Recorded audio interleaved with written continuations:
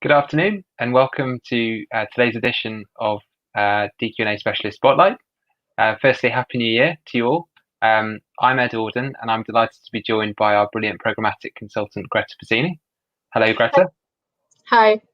Nice to see you. So today we're going to be talking about programmatic predictions.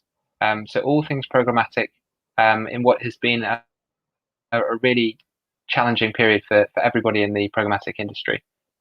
But what has been interesting as well is the shift in consumer behavior and how we adapt accordingly.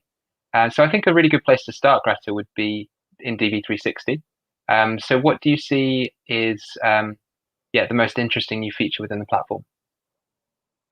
Well, if I had to choose one, I think it would definitely be custom bidding, even though arguably it's not that new. Came out in September 2020.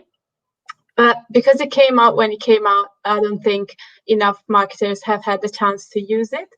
So being able to influence how your DSP bids based on your own custom goals and being able to assign each of these goals a certain value is huge.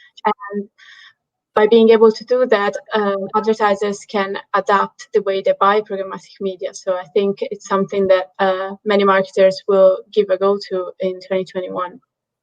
Yeah, that's really interesting. And actually looking at other developments within DV360, what would you see as opportunities for advertisers experimenting with the likes of audio, connected TV, and obviously, of course, more with YouTube? Well, it's no surprise that with people being at home so much, people are watching more and more screens. So TV and connected TV has grown exponentially last year. But what is worth mentioning, I think, is the fact that connected TV was already growing a lot even before the pandemic, because audiences, and especially younger audiences, are shifting towards more on-demand kind of content and drifting away from that linear experience of TV. So I think there's a great opportunity for marketers there to get the learnings that they already got about linear TV and apply them to connected TV, because the two mediums are very, very similar.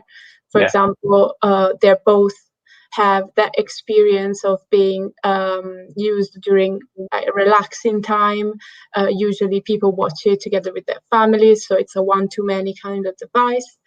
And finally, the peak view times are very similar between these two, so evenings most of the time.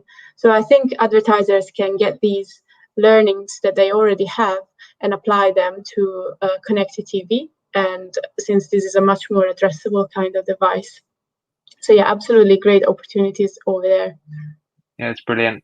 And certainly on the audio side, I read recently that the percentage of Britons who are tuning into a podcast on a weekly basis is up 27%.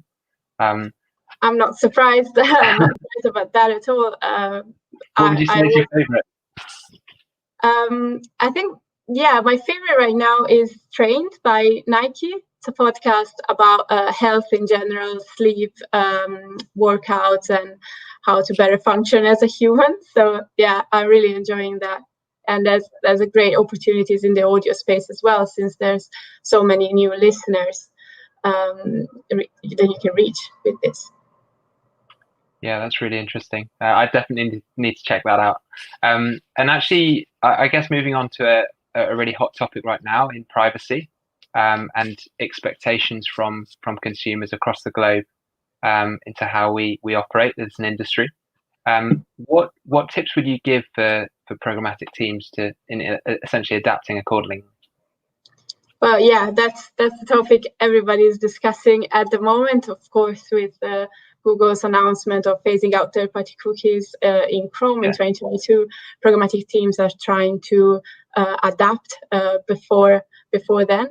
But unfortunately, it's not clear right now how the industry will change. Google is still taking into consideration a few proposals and still have to test them out before they decide on what alternatives that they will go for to replace third-party cookies. So there is still a lot to be developed during 2021, and I certainly expect lots of news flying around about this. What is true, though, is that programmatic teams will not be able to target and track users like we did before.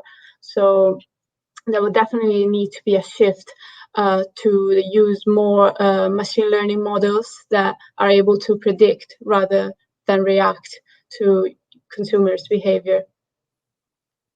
Yeah, it's really interesting, and actually that shift from essentially a precision era to a predictive era is definitely going to take hold. Greta, great chatting today. So thanks for fitting this in, and thanks all for watching. If you have any questions for Greta or myself, then do feel free to drop us an email at the email address below. But otherwise, thanks for watching.